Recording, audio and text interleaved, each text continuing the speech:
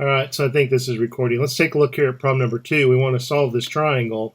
When they tell us to solve a triangle, we want to find the measurement of the three angles and the length of the three sides, and they give us half of that information. Now, in this problem, let's mark down in the triangle what we're given. Measure of angle B is 62 degrees. Measure of angle C is 26 degrees. And we have a length of C, which is 10.4. So we have two angles in the non-included side. So we can expect one solution, one triangle. We want to start with, so we're going to use the law of sines because we have a known pair. We have the measure of angle C and the length of C. So we know that the sine of C over C is going to be equal to, we'll start with the B rather than A because we don't know anything about angle A or the length of A. We do know the angle B, and now we can find, since we know these three things, we can find the length of B. So let's replace angle C with 26 degrees. The length of C, 10.4. The sine of angle B, 62. So let's cross multiply and solve this for B.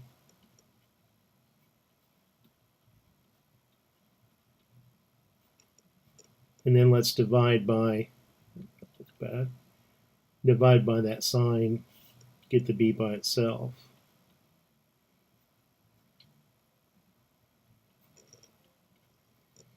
So let's go to our calculator. Let's double check that we're in degrees.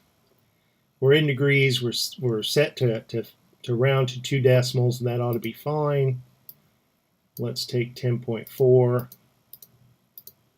times the sine of 62 degrees. Don't forget to close that parenthesis. Divided by the sine of 26. 20.95 is the length of B.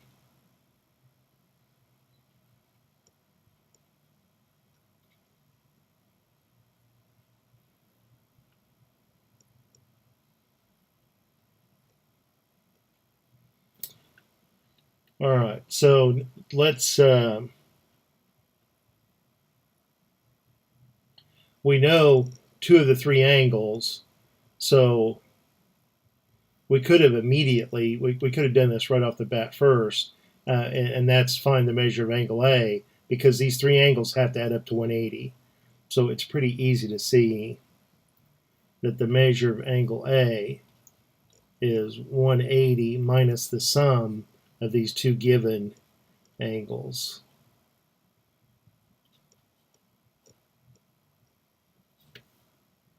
So the measure of angle A is 180 minus the sum of 62 and 26, 92.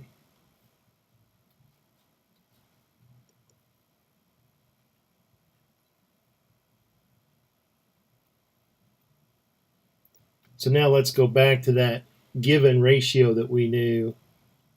We were given angle C and side C right off the bat, and now we know that that's not only equal to the ratio of sine of B over B, but sine of A over A.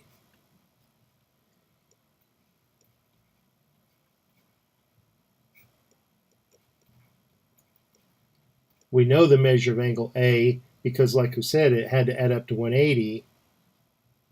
So to do that, we found that the measure of angle A was 92. We can find the length of A now by cross multiplying. Let's multiply along this diagonal, multiply along this diagonal.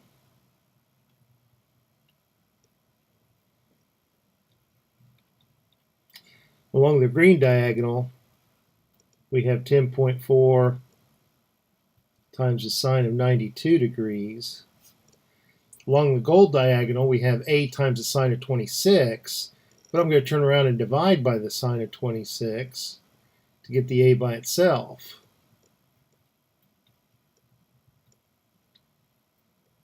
So 10.4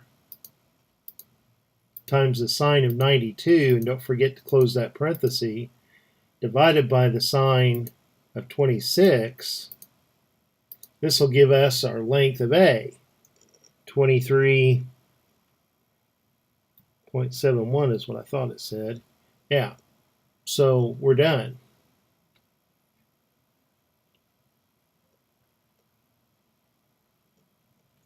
They gave us 3 of the 6 measurements.